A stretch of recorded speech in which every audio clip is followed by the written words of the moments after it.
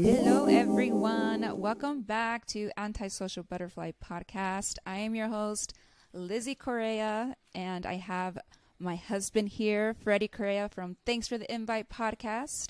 I have a returning guest, Jenny Hazel. I had her on episode 53. She is a musician, talented artist from the Netherlands. When we had her back on episode 53, she had just released her single, Antisocial Butterfly. This time she has released a full album. Go check it out. Remember Me, out now. So we have her back here to talk about the album and just have a great conversation. We also have her producer for this album, Justin, on here, which was another special treat to have. So I am super thrilled for you guys to check out this episode. It was a fun episode talking to them. I felt like it was very, I used this word on the episode, organic, just a flow. You know, sometimes you could have some guests that you ask them a question and they just give you a yes or no answer, and the flow was great. I loved it. It was great learning from other great, people that live in another part of the world and just learning how they live and how they talk to each other. They're great musicians, young and in college, and very talented. They produced an album and they just released it. 11 songs. We learned the difference between an EP and an LP. That was a really good question, man. I like that one. Thank you. I'm like, They kept saying that, and I'm like, what does that mean? I always, when people say EP, I just go with it like I know it's a smaller version of an album, but I didn't know like the extended play. I am so intrigued by her because I've never met an artist, an upcoming artist, or you could consider her a normal person just like me and you, and she's going to school and she's still chasing her passion, which is music. Yeah. So it's just so inspiring for me that you could still do this route of education or do whatever the hell you want and still pursue your passion or whatever it may be. And that's what she's doing. And she's doing it in her own way. There's no right way to, like she said, how to write music, how to do music, but she is doing it her own way, meaning she just created this beautiful album. She didn't feel the need to create a music video. She wants to create one. She didn't feel the need, I have to go on tour or I have to, sing it in front of live, in front of people. No, she's doing it her own way, and which is very inspiring too. You're putting out the content, right? Your art, the art that you create, you're putting it out. It's like sometimes things will hold us back. And it's like an obstacle. Like, let's say somebody wants to start a podcast. They're like, no, I want to have all the right equipment. I want to have the perfect microphone, the perfect camera. It's like, you got a smartphone.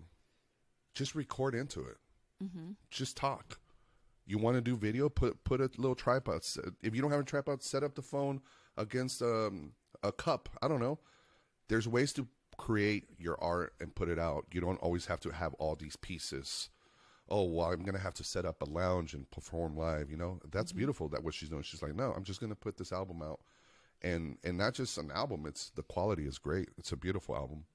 I forgot to tell her, sometimes I don't like to compare, obviously, because, it could come across wrong maybe. But remember I told you her voice reminds me a little bit of Regina Spektor? Yes. It's a very, very nice voice, beautiful voice. So, yeah. Oh, she's going to probably hear it now when she hears. Damn it.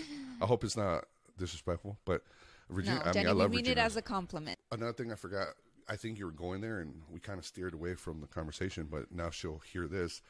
We said we wanted to record a cover version of her song. Oh, yes, because we did mention we sang her song. Should we edit this part? Should we not tell her? Well, we kind of already mentioned it, so it's cat's out of the bag now. So surprise, Jenny.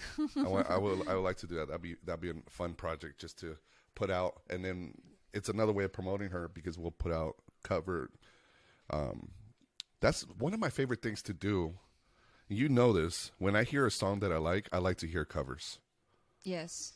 Because I'm not attached to the artist at one point, but the art. Like the beautiful lyrics, the music, and I want to hear someone else's version. Of course, the artist's version is always going to be the best, the original form. But that's one of my favorite things. Have you noticed that? You noticed that?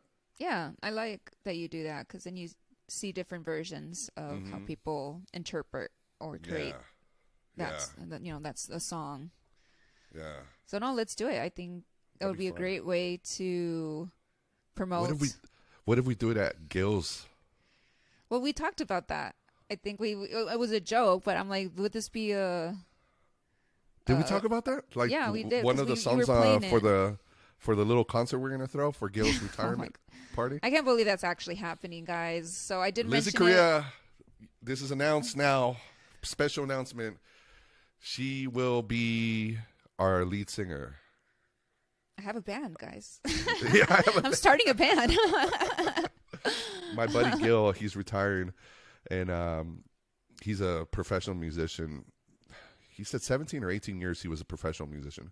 He moved to Vegas from the Bay Area, and he played in lounges professionally up and down the strip for almost 2 decades. That's crazy, man. He's super talented. Super. Amazing bass player. Yeah, and I say super talented because we were listening to songs that he didn't even know, and he was getting the notes just with his ear, just like you. You guys both have that gift. But he starts putting a rhythm. He's never played cumbia before. We were playing Natalia Lafourcade cumbia, Selena, and he's all getting down with the rhythm, and he was smiling, and I was like I would turn around and look at him, and he's smiling. I'm like, I kind of remembered our days in the worship team at church. People would always tell me, "Why are you mad?" Because I remember on the ride home, I told you I need to start showing that I enjoy playing music, because I love playing music, but for some reason I'm just too concentrated over here, and I'm not smiling. I'm not enjoying it, But he's there like grooving. You're singing with a smile, and I'm not singing with a smile, but you're. I'm just self-conscious about that. Yeah, I guess. You're just self-conscious, and you are going to be the piano player for. Yeah, I'm gonna be playing the piano. This event that's going on. I sometimes don't want to think about it too much, because if I do think about it too much, I freak myself out. Yeah. And that's why I wanted to ask Jenny, for tips of how does she get over not even just singing in front of people, but she singing in the lives that she does, or singing in front of Justin. Mm-hmm. And I like what she said. Just if you love what you do, people are gonna see that, and you just have to do it. And so we have a set list.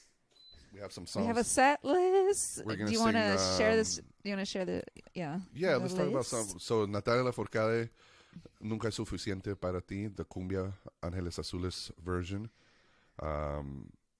What else? Selena, Como la Flor.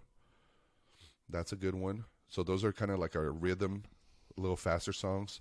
And then Bruno Mars. What is it called? It Will Rain. It Will Rain, yeah. We were debating maybe considering putting the Rihanna We Found Love in a hopeless place. That drummer that was playing, oh my God, he is good. He's good. He can do that for that song. Yeah. Oh, the song I wrote? The D song. Oh, the song you wrote. Oh, the D song. Yeah. So Freddie starts, because they didn't really have a set list when we arrived. They were creating the list as we were jamming out. I think Gil just wanted to fill it out, see where we're at, So then Freddie starts playing a song that he wrote when we were going to church. Yeah.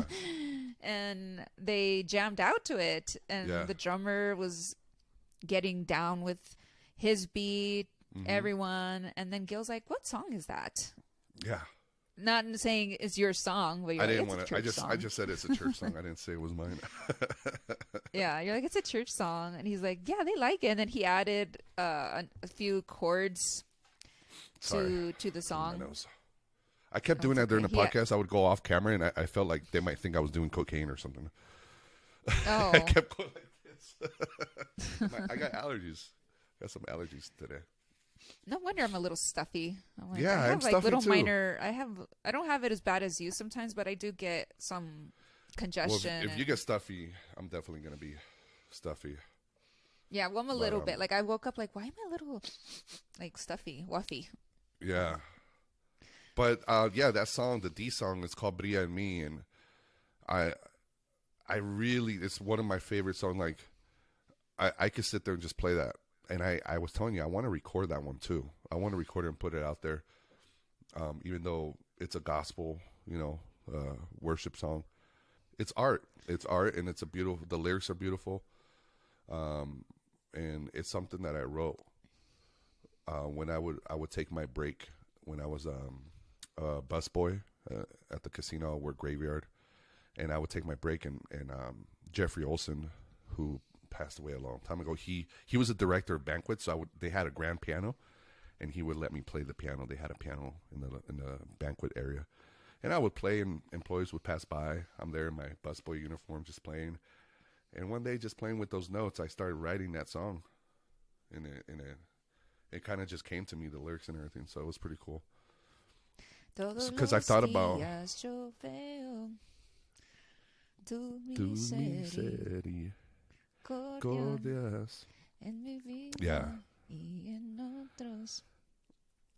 Me sorprendes cada día. Con tu amor sin medidas, como yo podré callar y no contar de tus maravillas, que son nuevas cada día. Oh, and Gil added that new little note. He added this part. I like that little bridge. I'm going to have to write for that part or something.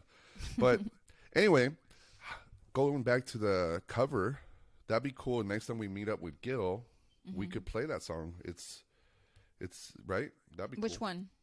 Antisocial Butterfly, because maybe we could play it on the live event.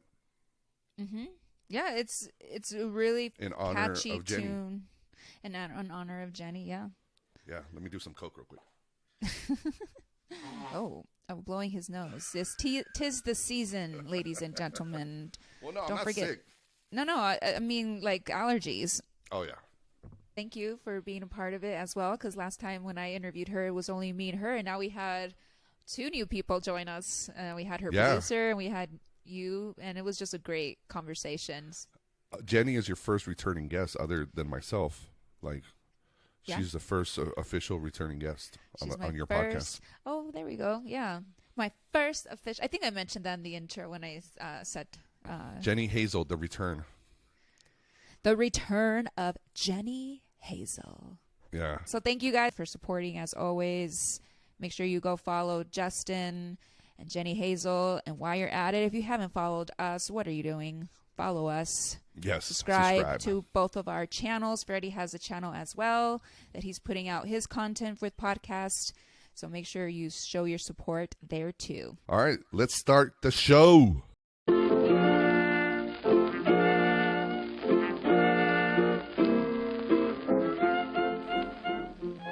Antisocial Butterfly Podcast. We are here to inspire dreams and help you spread your wings to fly. Baby girl, it's okay to be shy. But now it's time to kiss fear goodbye. Welcome to a special episode of Antisocial Butterfly Podcast, and as well, thanks for the invite podcast. My guest today is a returning guest. She was on episode, I believe, 53, so way back in the day, and I am so thrilled to have her back. Please help me welcome not just only Jenny Hazel, but her producer, Justin, to this episode. Hello, guys. Thank you so much for being here with us today. Thank you for having us. Yeah. Thank you so much for joining us all the way from the Netherlands. Yeah, and only I'm in the Netherlands. Yeah. Oh, okay. Where are you at, Justin? I'm in Hamburg, actually. Oh, okay. Yeah. Oh, nice. And Jenny, I was listening. There's a second time I listened to a podcast. I wanted to listen to episode 53 where you did the interview with Lissy. And so you're also from Germany. Yes, I just live in the Netherlands right now. But yeah, Nice. I'm like from Hamburg, like Justin is. Okay, right on. So the new album that you recorded, did you come out to Jenny, Justin, or was it vice versa? I think it was a lot of both, actually. It's been a process. I'm sure we'll talk about that a little more later, but we were sitting here a couple of days ago and we couldn't even remember which songs we recorded where because it's been so many and so different places. So we recorded some stuff here. We recorded some stuff in Darmstadt, where I studied, and moved away from about 6 months ago, which is close to Frankfurt. In nice. Germany. We recorded some stuff in the Netherlands as well. So yeah, we've been it's been all over the place. all over the place. All Yeah. over. You guys were doing a stream about, I think, the album. And you guys were speaking, don't quote me, but another language. It wasn't English. And I was German, it was German. Okay. Yeah. I was so impressed because you guys are speaking so well, obviously, in English. And then you're speaking German. How many languages do you guys speak? And pause. I was telling Lizzie, I said, it has to be more than 3. Yeah, he said at least three. He said at least 3. Well, Justin, do you want to go first? I can go first. I'm actually a little cheater. I'm not quite as impressive with learning languages as you would think. I speak German, obviously. I grew up here, but my mom's actually from California, from the Bay Area. So I grew up speaking both English and German. So I actually didn't learn a foreign language. I was lucky enough to be raised speaking 2 languages as a native speaker. Okay. But I only speak those 2 languages. I took French in school, but it wasn't very successful. Let's just put it that way. Same here. Yeah. I just know la table. The table, that's it. In bonjour. I can say, yeah, bonjour, and do you speak English? Of course, it's very important. All right, man. So cool. did you grow up sometimes did you come out to the Bay Area? I still have a lot of family in the Bay Area. My grandparents, my uncle, they all still live close to the Bay Area, or some of them live a little further south, more towards San Luis Obispo in the Central Valley. I was there a lot, and then I haven't been there for, I think, 6 years now because of COVID and everything. So, but in the spring, finally, again, after a way too long time, I'll be flying back to the States. To be in Las Vegas as well. We're doing a road trip. When is that going to be? I think end of March, beginning of April. Cool, man. That area, yeah. Should have you come out to one of the comedy shows out here? You ever been to a comedy show in the Bay Area? I actually don't remember. I don't think so. Maybe. One of our first comedy shows we went to together when we were newlyweds was in San Francisco. This is before I don't think they know you're a comedian, babe. Oh, my bad. Surprise. Yeah, so I do stand-up comedy. Oh, how nice. I do stand-up comedy. I podcast. This, before I started doing stand-up, I've been doing it for 11 years, which is minuscule. It's nothing. But when we were first married 17 years ago, we were just trying to find something to do and looking at advertisement. We're like, hey, let's go see a comedy show. And we went to see one in San Francisco. That's one of our favorite areas to go to, the Bay Area. We love the Bay Area. As long as you don't have to live there, it's very, very nice. Yeah. Living there that's true. A little too expensive. Yeah, especially the way it is now. And so when you would travel back and forth with Jenny, so is it a lot of equipment that you carry to produce, to record? Yeah, it's not. It always surprises me how much it ends up being, but it's also not as much as you would think. I have a really cool, smart backpack, which is, I don't know quite how big it is. I don't know, 35 liters, maybe 40 liters. I don't know what it is in gallons. I'm sorry, but the metric system. The metric system. The listeners can figure it out. Yeah. I think it's roughly divided by 4. So some, I don't know, 10, 12 gallon backpack. That sound about right. It's a big backpack, and I can fit everything I need to record into there, basically, except the microphone stand. But Jenny has one of those, so I basically just put everything else in. It's my microphone, my audio interface, my cables, my laptop, whatever else I need. It's a lot of finicky little small things, but it works. So a backpack is enough theoretically to do that, unless of course Jenny comes to me, then of course I don't need to do anything. Everything is already nice. Yeah But it's definitely doable, and I've done it. I don't even know how many times. It's been a lot of times I've done it. Right on. Jenny, he speaks 2 languages, which is still pretty awesome. How many languages do you speak? German is my native language, obviously. I learned English in school, so I speak English also, and I study in the Netherlands, but I study in English, so I also learned a lot of English now here while I'm studying. And yeah, since I moved here 3 years ago, so I also learned quite a lot of Dutch.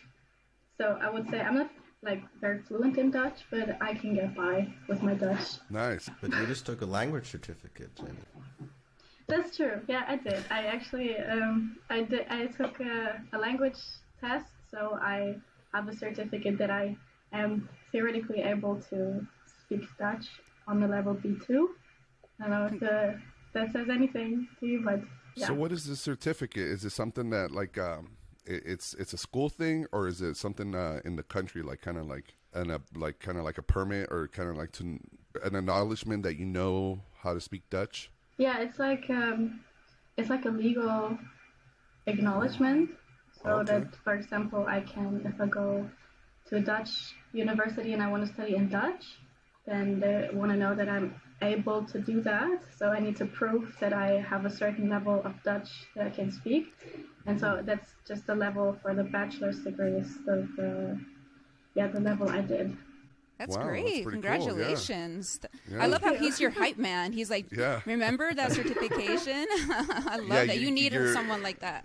you're downplaying it, and he's like, Justin's like, no, but you got a certificate. Yeah, that's something to brag about. Required work to get is not just easy to get it one like that. So congratulations to you. Wow, so 3 languages. How do you say thank you in Dutch? Thank you is dankjewel. How do you say it? Dankjewel. I feel weird doing this because I'm not Dutch, but yeah. German is danke. Danke. It's similar. Yeah. Danke. Jenny, I see you have, is that a keyboard behind you? Yes. Oh, so you sit there and you spend some time, and like when you feel inspired, and that's when you get down and write. Did you write all the music? I did. I wrote all the songs myself. I write all of my songs actually on the piano first. So yeah, most of the songs either in my hometown in Germany, or I wrote them here on that piano, and then Justin and I put them together. That's awesome. One of my favorite songs, we listened to the whole album, and one of my favorites is that last one. It's very short, but it's awesome. Remember Me, I believe? Yeah, the title track. It's really, I like it a lot. All the songs are so, like, the lyrics are very deep. It's pretty cool. Yeah, very poetic. Thank you. It's amazing. Very poetic, very beautiful. Your voice has so much soul, like back in the old days. You have this melody when you do the vibrato, I think it's called at the end. So pretty. Your voice really shines in this album. Yeah, it doesn't seem like it doesn't seem like, sometimes the newer artists will, like, you could tell the difference when it's not seasoned, I would say, kind of. You have, like, a very trained voice. Did you go to school, or is it all just natural? Did you go to school for vocal classes and stuff? No, I never did. It was, I tried training my voice some while ago. I really had a phase where I got very interested into like musical theater and Broadway singing and stuff like that. And I would look up YouTube videos. They teach you how to sing like that, and I would just try to like teach myself. But I never went like to a school or anything. You did sing in a choir, though. Natural. Choir. I sung in a choir for a while. That's true. For school? Yeah, for school. Oh, nice. Yeah. It's one of those things, I think, when it comes to music or pretty much any talent, there's the 2 schools of thought. Either you're born with it, or you could train yourself, right? And you could learn it. And that's one of the things. But when it's natural, it's always like, man, what a gift. That's amazing. And a gift she truly has. Yeah. So for the viewers and listeners, please check out Remember Me. It could be found literally anywhere. So any streaming service, please check it out and support your girl, Jenny Hazel. It just released, and I'm so happy for you. I saw your post too in the first week. You had over 6,000 streams of your music. Yes. Did you expect that many in the first week? I like to keep my expectations not so high, so I get positive surprise in the end. But it was very nice. It made me really happy to see so many people were still like supporting me and like putting their time to listen to my music, taking their time to like listen to it still, you know, because I put out an EP before and then a few singles, including Antisocial Butterfly, like leading up to the album.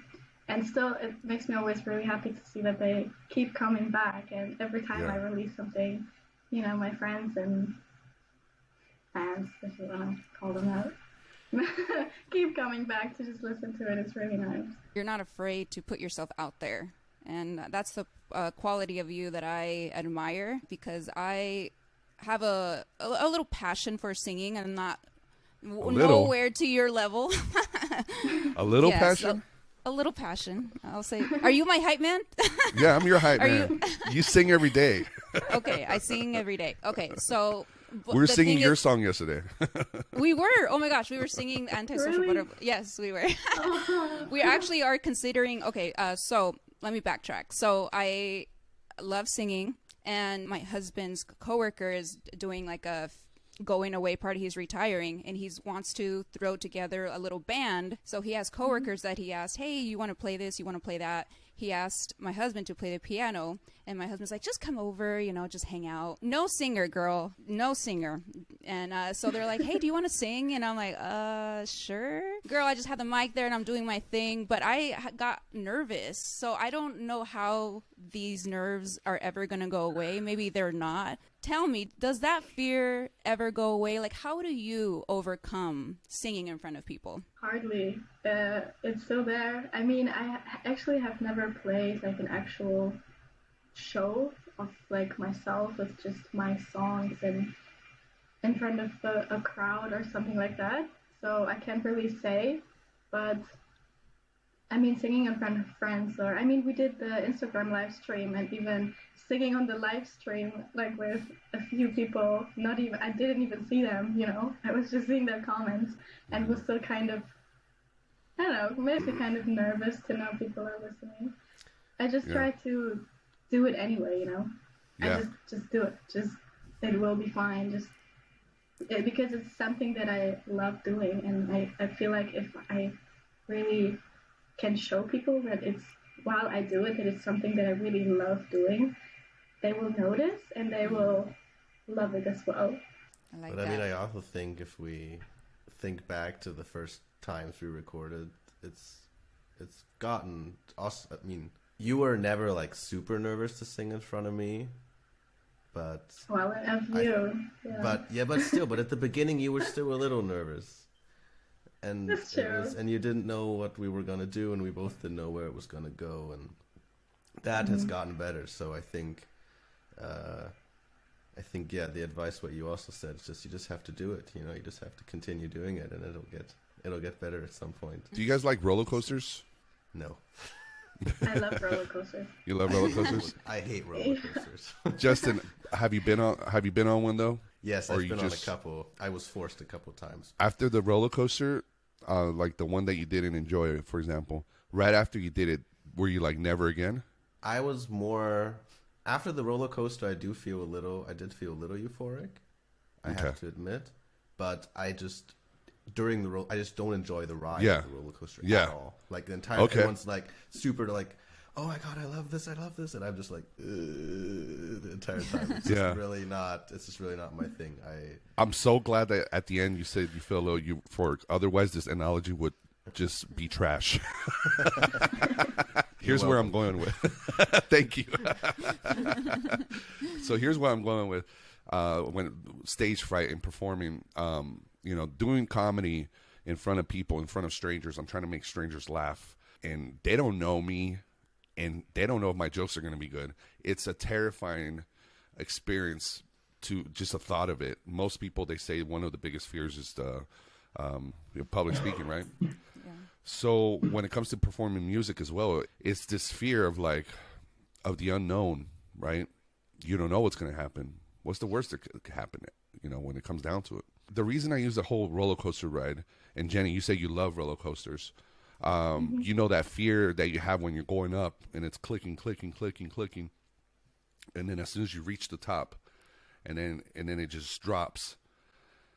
That's almost the same idea when you're going to go in front of a crowd and perform. The euphoria, after it's done, it's like the nerves go away. As soon as you grab that microphone, you release all that fear.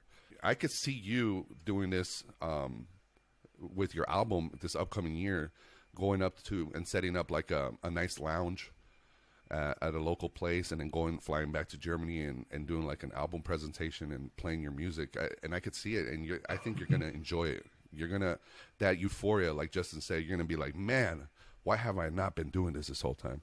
I think it's going to be something amazing because you have an amazing product. Your product that you guys both made is beautiful. It's clean and it's very professional. Yeah, it's really good. Well, when you make your tour in America, Jenny, make sure you make a stop here in Las Vegas. Yeah, definitely. The fear of that you described, the roller coaster, like I have that fear during the whole time when I'm holding the mic. I'm with Jenny, like right when the roller coaster, you're going up, and right when it's like, that's the moment I grab the microphone. I'm like, all right, let's go. The fear has been released. I can't do nothing about it. Let's just ride it. I do like what Jenny said about, and it's kind of sticking to me, it's if you love what you do, which, you know, we always strive to do the things that we love, it's going to show.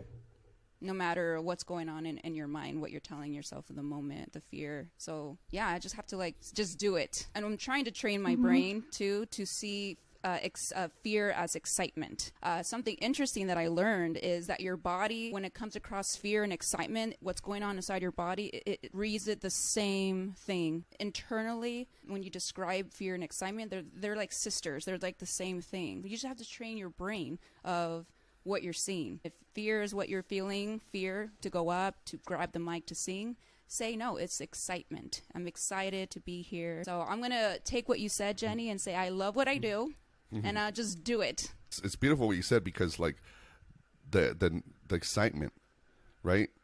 Changing it and just swapping it out. We started playing your song before we left the house. We started playing Antisocial Butterfly. And I'm like, oh, it's in D. It's like I wrote a song a long time ago in D. Like I have a few songs that I wrote when we were in church. I've never recorded them, never released them, but I get every couple of weeks, every couple of months, I go back and I play them. Even though we're not religious anymore, and we have nothing against religion, but it's like it's still a beautiful melody that you create, you know.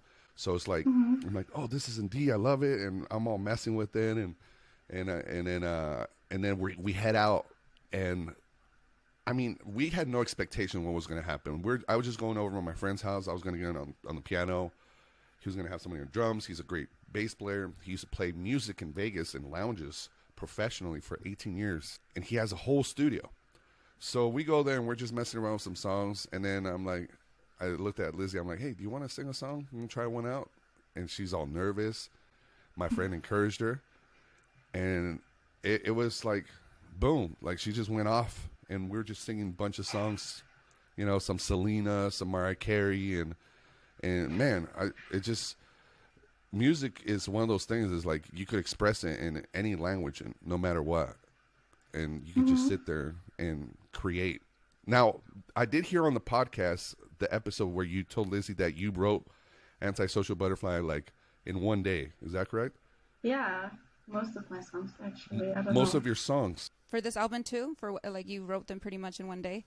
Yeah, mostly I would say. So impressed. I'm always curious about this. When you're writing a song, do you write the lyrics first, or do you create or you're playing around and you create a melody and then you put lyrics to it? How does it come to you? So there's obviously no right or wrong way to write music. I know a lot of people have very different focus on the things they want to express. Like the things they just put most focus on, but for me it has always been the lyric part of my songs, and I feel like the only reason why I write music is because I want to express something lyrically, so it is always the lyrics first for me. Most of the times it's actually poems that I love to write. I love to write poems. I write them all the time, and sometimes something like really sticks with me and I will take just one line or one I don't know, multiple lines or verse or something, and write a song around that, and then come up with the melody and the music and stuff afterwards. You have a talent for finding great producers. I mean, the producer who did that song, it was different. It was not Justin, but now Justin, with this whole album, he helped you. How did you find Justin to produce this album for you? Justin and I met in high school, actually. So we started making music a little bit after we met, but I would say it was almost immediately when we met. When we first met, I was 15, I think. I'm now 21, so it's been a while. And we started making my first EP together, which was released before Antisocial Butterfly. Yeah, then Antisocial Butterfly was the only song I made with someone else, but the rest, the whole album, Justin and I made it together. And I don't know, it's really great because we started making music together and we're still doing it together, and I feel like at this point he really always kind of knows what I want songs to sound like, or if I like express myself in a certain way, which is like not really in musical professional terms, but he will still understand what I mean, because we've been doing this for a while. It's really nice. And then you, Justin, were you available? Like, were you working on any projects when she approached you for this project? Well, it's kind of always a process. I was studying music production. I finished my music production bachelor's about half a year ago now, and so it was always kind of, we did the one project, and which I was always doing it kind of next to school and on the side, and then once that was over, it kind of just always kind of directly segues. I don't think we ever have a break. I think the projects just always continue. And we also wrote, I don't know, did we count? You wrote so many more songs for this album than we ended up releasing. I found a list in our chat from a year ago, I think, or even longer ago, where she had written me a first draft of, okay, these 10 songs are going to go on the album. And the only song which was released, which was on this original draft, was Cani's song. And He Isn't You as well. Oh, and He Isn't You. Yeah. We're on the album. It's gotten better now because I moved. I used to live in Darmstadt, as I said. It's close to Frankfurt in Germany, so it's about 5 hours away from Hamburg. And also about 5 hours away from where Jenny lives in the Netherlands. And so that was we always had to kind of coordinate, okay, either we're both in Hamburg at the same time because we're visiting our families, or one of us has to go and visit the other. And so that was always kind of the main problem, I'd say, to record music and to do it, because we have to do it together, of course. And now that I moved back to Hamburg, it's a little easier because Jenny's in Hamburg a little more often than she was in Darmstadt. So it's always kind of, it's just, I don't know, she didn't really approach me for the project. It just kind of continued on from the project beforehand. And I don't know, I think that's always how it was. Also, the first EP, it kind of just happened out of other little things we were doing and other cover songs we were recording, and it just kind of, It was very organic. It just happens. For sure. Yeah. That's great. He Isn't You is a very sad song. It's very deep, and it's so real. That's a really good song right there. Yeah. Thank you. Are you gonna make more music videos for this album? Like, do you have a target of how many videos, if you are gonna make any? I would love to make more videos, though I'm not sure yet if it is possible. Justin has some really nice friends, that are very talented with videography and just, also like directing even a little bit. So we had a few friends who helped us make the video for Dear Window Boy, which was the single after Antisocial Butterfly. Mm-hmm. And I would love to work with those guys again to make a new video, but nothing is like very settled yet. I haven't really thought about it yet, but I'm very open to it. You're in the early stages of your career with music, and it's just so beautiful to see how your story is landing with the creation of this album. I always say you're just super talented with your creativity, with the little details that you put. We talked about that in your Antisocial Butterfly song with the clowns, how you sprinkle that in throughout. I love the little details that you throw in there, because one of your inspiring artists to collab with was Taylor Swift, and she does that. She's great at throwing little hidden messages for her fans and little details in her songs, and I feel like you do that in your music. You throw little nuggets there, and with the words of what they mean. Justin, you sing too. I saw in the video, right? You sing too. Yeah, more or less. I can definitely decently carry a tune.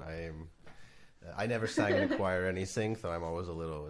I'm not the most talented, but I did sing. I sang backing vocals on one of Jenny's songs on "To Be Young," on her first EP. The one time that worked out, I do, but I'm not good enough at singing harmonies to actually do that, which is sad. I would love to learn that, but maybe Jenny, who's the queen of harmonies, has to teach me that at some point. But I always tell the story about the first time when we recorded the first EP together, and I told her, okay, now sing some harmonies. I think that would sound really good. And she didn't really know what I wanted her to do. And it took a little while for us to get into groove of harmonies. And now most of my projects with Jenny have more harmony tracks in them than anything else. So there's more harmony tracks than instrumental tracks or anything in most of my song projects. So I have songs which have 30 harmony tracks in them. Wow. Which I created a monster. I was going to say, be careful what you ask for, right? But in a very, exactly. I asked for it, and in a very good way. So, So when you're producing, are you also inputting some? Do you play instruments? I do. I play guitar, decently, I'd say. And I took guitar lessons for a long time. I played in a big band for a long time, and then I can play a little bit of piano. You know, I can play. Nice. I know my way around a keyboard. I'm not very good, but I can play you a chord for sure. Yeah. But it's I've gotten to become quite good in programming the stuff into the digital audio workstation. So nice. I do a lot of most of the strings and most of the other stuff. It's usually all programmed into the digital audio workstation. Beautiful. There's not very much I really play in. I know some producers love to have like little drum pads and play and everything with your hands. Yeah. That's I don't know. I don't really feel that much. So most of the time. How about the piano? Who's playing the piano in most of the songs? It's Jenny. Really? Almost all the time. Yeah, she usually plays it. She usually plays it not as a real piano. Sometimes there are a couple songs. I work at a actual studio as well here in Hamburg, and we have a grand piano there and an upright piano there. So I think, which song did we record on the upright piano? I always forget. Was it Dear Window Boy? Yes. I think Dear Window Boy actually. Yeah. We recorded there. So Dear Window Boy, we recorded actually. Dear Window Boy. Okay. Yeah, that we actually recorded on the Rio upright piano. But most of the time we recorded just on these keyboards, which we can then record into a computer, and then we have I have the MIDI notes, so I've got the digital notes I can manipulate, and then I can do with that what I will, and then I can I have all the options, which is of course nice for me, even though the acoustic instruments do sound very nice for certain vibes, for sure. It's just a matter of setting up the microphones, and what is it? One microphone you use, or? No, I always use two for stereo. Two of them, okay. So you have the entire stereo image when you listen. So the piano's not in the middle, but it's out to the sides. Wow, you guys have mentioned the term EP, I believe, in a song. What does that mean? It means yeah. I can EP is it's. We use it today in a different way than it actually means. EP is basically, if you remember old records, you had LPs, which are the big records, and then you had EPs, which are the small records. And EP stands for extended play. So you had singles, extended play, and long play. And so today, most, let's just say Spotify and all these other, they usually categorize collections of works up to 5 songs as EPs. And everything more than 5 songs as albums. First thing we released was an EP with My Flowers, which was an EP because it had 5 songs, and Spotify categorizes that. So if you look on Spotify, it'll always say albums and singles and EPs. And that just means, Oh, wow. well, basically I did not know that. longer musical works and shorter musical works. I didn't know what it stood for, so thank you for that, because I'm 40 years old and I should have known. I remember always buying like I didn't know what it stood for, but when I was a kid, I used to buy EPs.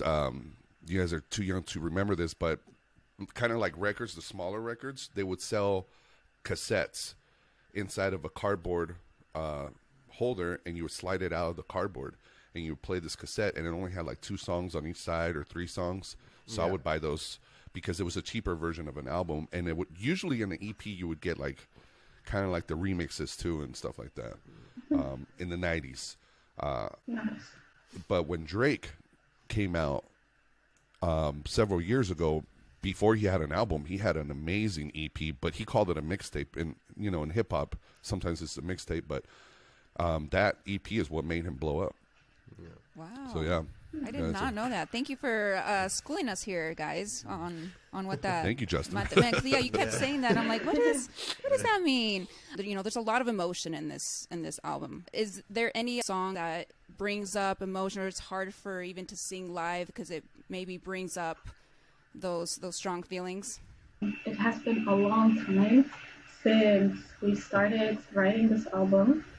So, well, everything obviously, all the songs are very personal, emotional songs, and kind of a way for me to, cope with certain things that happened in the past. But they are, like I said, in the past. So they are very much a long time in the past by now as well. Like I started writing for this, I think actually almost 2 years ago. So yeah, it's been. I'm not really emotionally attached to the songs really in that sense anymore. I love all the songs. I would love to perform all of them. But I don't think I would have like a hard time really with anything that's kind of, thank God, past all of these things. So I don't know. I don't think any would be extremely emotional for me to sing. And you said you love to perform this live. So are you throwing it out to the universe once again, that you're gonna perform for an audience soon? Yes, universe. I would love to. Yeah, oh. I'm manifesting. Justin, I hope as well. Are you manifesting? Of course, always. Yes. Always. Nice. Are you guys big on that? Do you guys believe in manifestation and telling the universe what you guys want? I have complicated, mixed feelings about it. I would love to believe that it is true, but I'm also, studying psychology, and so I feel like I'm very much on the scientific side of things rather than the spiritual. But I'm open. I would love for it to manifest and for it to become real. Would be great. I don't really manifest that actively, I think, if you can even say that. But I do have the feeling that sometimes stuff just works out the way you wanted it to, and it's happened a couple times. Where stuff I didn't expect, but I really would have liked, somehow worked out. Like getting into my bachelor's program for music production studies. I applied and I had an interview, and I didn't really thought it went very well. And in my head, I had already moved on and was considering other options, and then I suddenly got accepted, and that has now, of course, kicked off like so much stuff going on in my life, and that somehow just kind of worked out. So yeah, I didn't really manifest that, but it somehow worked out very well. I don't know. I'm open. Let's just say it. Well, I see what Jenny is saying, the scientific part of it as well, because let's say that didn't, like, if you were into, like, what people say, the law of attraction, or, if you say it out loud and you desire it, it's going to happen. And if you were all into that, you would have been like, yeah, I manifested this and I got into the school. But people never take account of the stuff you manifest and don't happen. It's like, oh, no one ever thinks about like that time you wanted a chocolate ice cream or something and it didn't happen. Like it just, I get that whole psychology part of it too, because I saw this documentary on, it was called The Secret. You guys ever heard of that? Okay. Very famous book. there are some people on there talking about like, oh, I manifested this amount of money and it just appeared. It's like, I don't know. That's more of a religious, superstitious type of thing. I think like you, Justin, you might have felt that you didn't do well in the interview, but all the hard work that you put in for stuff, I think that's the way kind of manifestation, the way I see it at least. You want something, you work hard for it, you know, and your hard work will pay off. Yes, I truly believe that as well. Manifestation for me is just putting it in your head as a reminder, just focusing on it. I will have this. I am going to be this. And so you have to put in the work to get there, of course. But it's just telling yourself, because who is your worst critic, your worst enemy sometimes is yourself. So if you just keep saying, no, this will happen, this will happen, this will happen, and then put in the work, that's for manifestation what it is for myself. You guys are so much closer now, like working together, and you said you had this list of songs that didn't even make it on this album. Are those maybe songs that you're considering putting it on the next album? I was really inspired. I'm always inspired by Taylor Swift, but this is something I feel Always. Yeah, when she did that, so she's re-recording all of her old albums, right? And she's doing for all the albums, she's including like tracks from the vault, which are like songs she wrote in that era, but she didn't include on the final album, and she's releasing them now with the re-recordings. And so I found that just a really cool way of just giving those songs like a place, like from the vault, and putting them, I don't know, on a separate album. I feel like that's really cool, and I was thinking about something similar, maybe like a deluxe version or something with like a few songs from the past that didn't make it. You mentioned you're in Hamburg. Yes. Do you like living there more than where you were? Yeah, I do. You do? Before I was living in Darmstadt, which was also nice. I did like Darmstadt for sure. But Darmstadt it's close to Frankfurt. I mean, Frankfurt is a big city, but Darmstadt is not really a huge city. It's like it has 200,000 people, I think.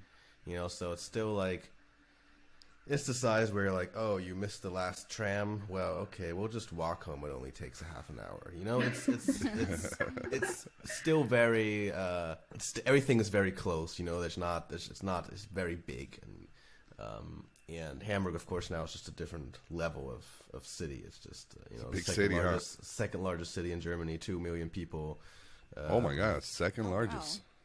Wow. You know, after Berlin, and there's just a lot of I moved here as well because I am now studying a master's degree as well here, but I'm also working in a studio here, and Hamburg, of course, it's a super beautiful city, and it's beautiful. I knew very little. I like geography. One of the things I like to always go to Google Images and look how beautiful this looks. Can you guys see on your screen? Yeah, you see that, babe? Mm-hmm. It's beautiful. Oh, cool. And then I just clicked on That's Christmas. Awesome. Look at Christmas. Is it all lit up right now? Starting the decorations. Some of it's it beautiful around Christmas. It is. Yeah. The Christmas markets are quite lit up. The lighting is a little not quite as much this year because of the energy crisis, so people are conserving a little. But the Christmas markets are up and whatever, and that is of course it's quite impressive. Jenny actually, she was here the last couple of days, just because there's no real Christmas markets in the Netherlands. And there isn't. She missed them so much, so she came to Hamburg and visited me just to go to the Christmas markets. They don't in the Netherlands. They don't really. It's not really a big deal. Christmas over there. No, they have like some Christmas markets close to the border. Well, it's like a neighboring country, so like close to the border you have sometimes in the bigger cities you have like some Germans coming over there and putting some lights up and whatnot.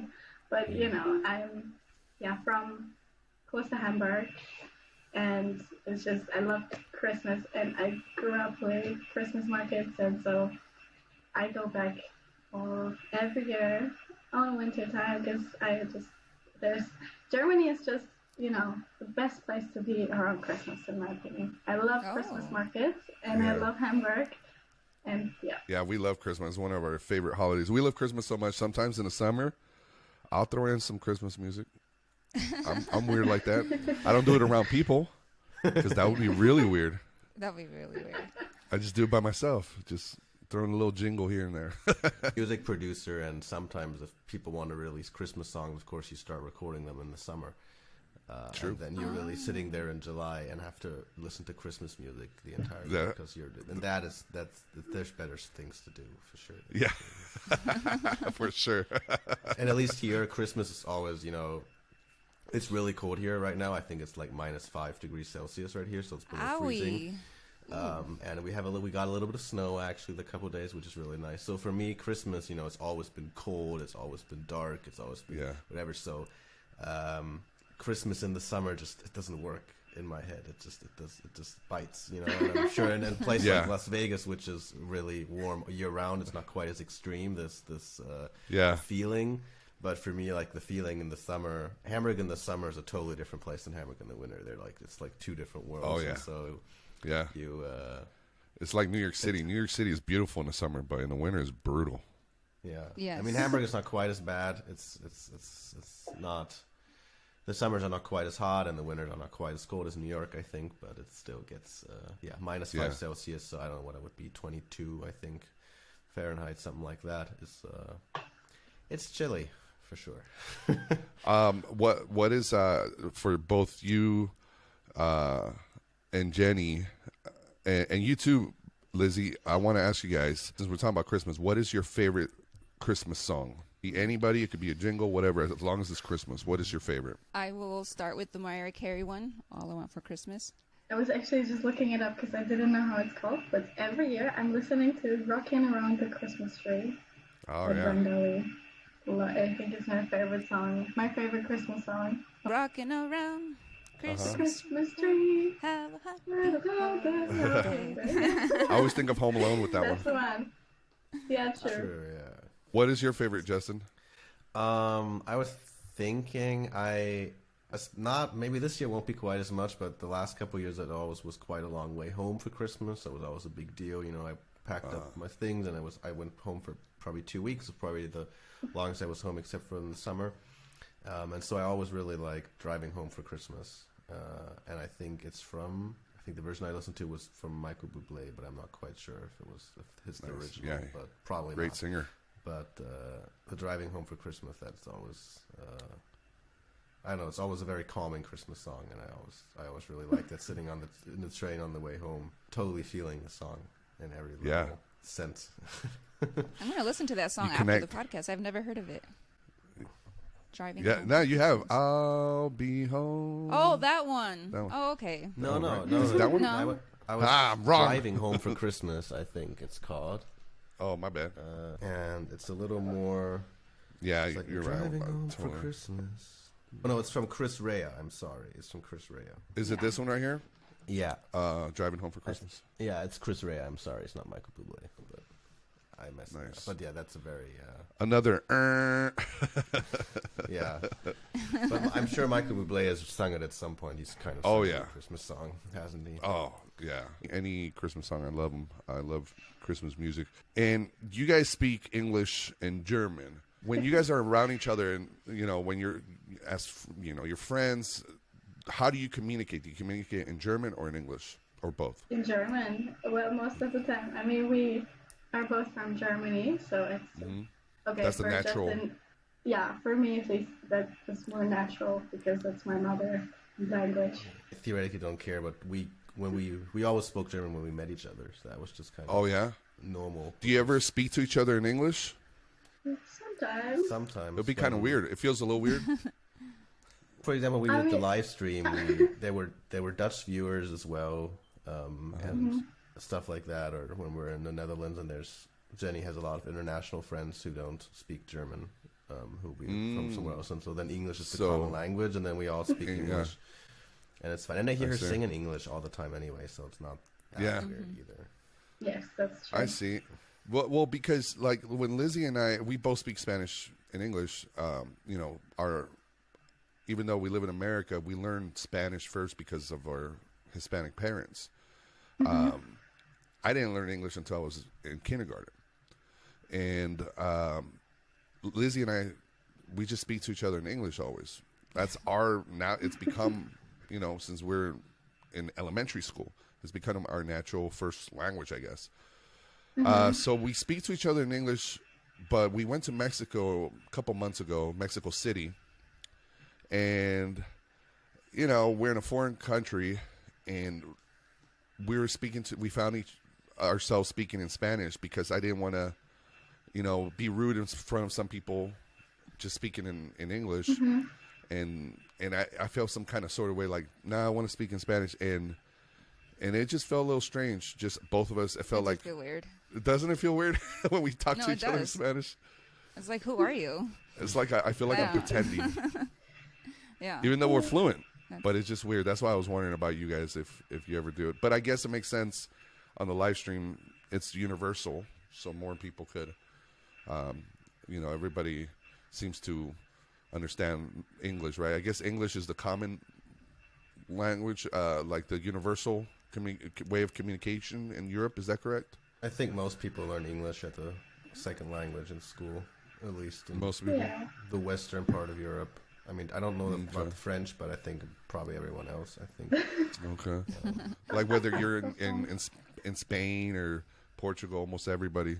Same thing with Mexico. A lot of merchants, a lot of people, they know if you want to sell stuff, you learn English, and because there's going to be a lot of American tourists, so that makes sense. There's also just so much going on, and I mean, American culture is also, especially in Germany, it's just so omnipresent for everything.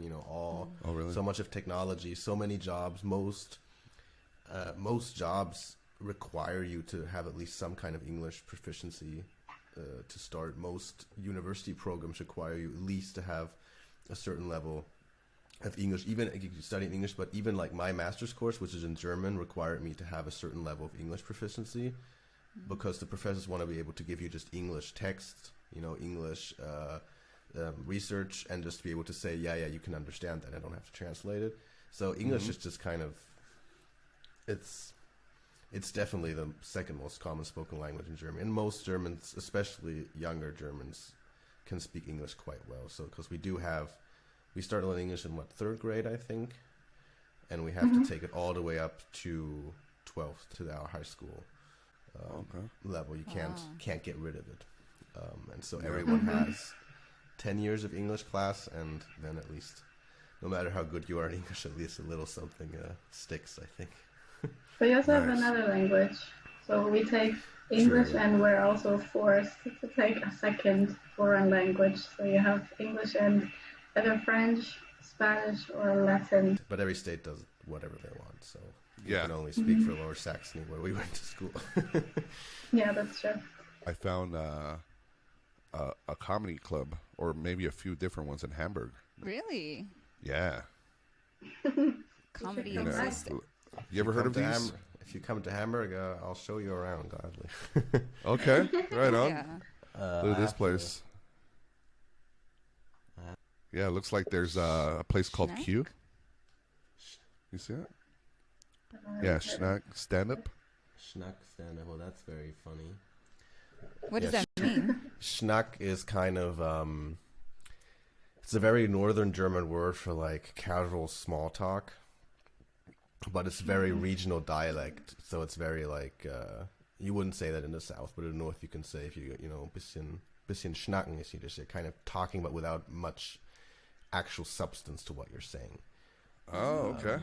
So that's kind of what makes it a little funny that it's called Schnack stand-up, because it basically implies that it's not actually anything important being said there. Yeah. Well, that's the way comedy should be. It should be about nothing. Yeah, that's why it probably works so well, yeah. That's interesting. There we go. Learn another thing right there.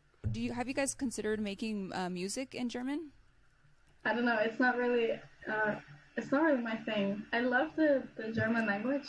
It's my native language. It will always be the language I speak. But making music, it just feels more natural, because just everything I listen to is in English. I mean, German music is great. I also listen up to a lot of German music, but like the kind of style that I go for in my music, the genre is, I feel like, mostly famously English based. And so, yeah, I get inspired by English lyrics, by English artists, or American. And so I just feel more comfortable, I think. I also feel more just international, you know, everybody can understand it. And I'm not like limited to Germany. That was a good question. I was thinking about that too.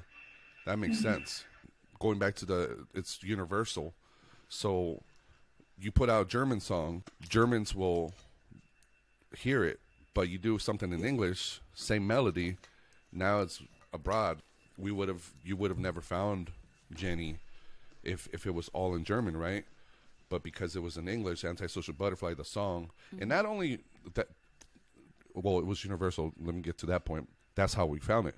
But one thing I did want to bring up is you could have just found Jenny, and it could have been the same title as the podcast, and the song could have just been like just bland or whatever. It's a badass song. The melody. If you type and the that lyrics. song in Google, in YouTube, there's other songs that come up, which I heard. But I heard Jenny's, and I'm like, this one is my favorite. This one has a little ring to it. Great. I love this one. You know, immediately I reached out to her, and I'm like, can I put this on my episode? You know, and she's like, yes. Yeah, there's other songs that say Antisocial or Antisocial Butterfly, but Jenny's sticks out for sure. Yeah. Thank you. Yeah, definitely. I also want to remind our time zone difference. So right now, you guys, it's almost, 10 o'clock over there? It's almost 11. Almost 11. Oh my God, almost 11. Jesus, guys. Well, thank you guys for even just staying up with us for, thank you know, you. doing this podcast. What is one exciting thing that you guys did today, now that your day is almost about wrapping up? Well, I was coming home from home. It's weird to say this is my home, but also I live in Germany with my parents. So I was visiting my parents over the weekend and driving back with the car for like 4.5 hours. So that's all I did today, pretty much. I had a session last night at the studio, so I was home late, so I didn't really do much else today except Lazy relax. Sunday. Exactly. Yeah. I have a lazy Sunday. I was out quite a bit the last couple of days, so today I was recharging, and this, of course, then is the highlight of the day. I ate breakfast, and you made me bacon and eggs. That was your highlight? That was my highlight, because I woke up a little hungover, so I needed breakfast. I want to pick your brains more, so I think I would love to do this again with you guys. You guys are awesome, great to talk to. Thank you guys for letting us ask all these foreigner questions. Do you speak in English to each other? Do you, you know, like, yeah. Thank you guys so much for this opportunity. You guys were amazing, great energy. Yeah. And please, everyone, again, check out Jenny Hazel's new album, Remember Me, out everywhere. Please go support. Make sure you check out the album. Maybe comment a favorite song from the album. Yeah, favorite song of the album. There we go. That's your favorite, babe. Remember Me. So I'm going to leave that in the comments. Yeah, there you go. Thank you again for being here today. We welcome you guys back. Yeah. Thank you so much. Let's promote your Instagram, your YouTube. My name is Jenny Hazel. Everywhere it's Jenny Hazel on Instagram, Jenny Hazel on YouTube, Apple Music, Spotify, also just Jenny Hazel. I wanted to say it was really nice talking to you guys. Last time I already enjoyed it a lot, and this time it was great just having a conversation. I love that your husband was here today as well. It was really fun. And I would love to know as well I'm so interested in knowing everybody's favorite songs. I think it's always really cool to see like how people relate differently to the songs. So it would be awesome to see like more people's favorite songs of the album. My Instagram handle is sometimes called JT, and everywhere else I'm just called JT. But I know from experience, it's just typing in JT is quite difficult on Spotify to find me. So, but I'm not mentioned on Remember Me as an artist anyway, so you can find me in the credits. But yeah, on Instagram, Nice. sometimes called JT. Awesome. That's probably the best place. That's great. Jenny, are you going to be Thank you. uploading? Well, you I already got you on YouTube Music, which is like Spotify.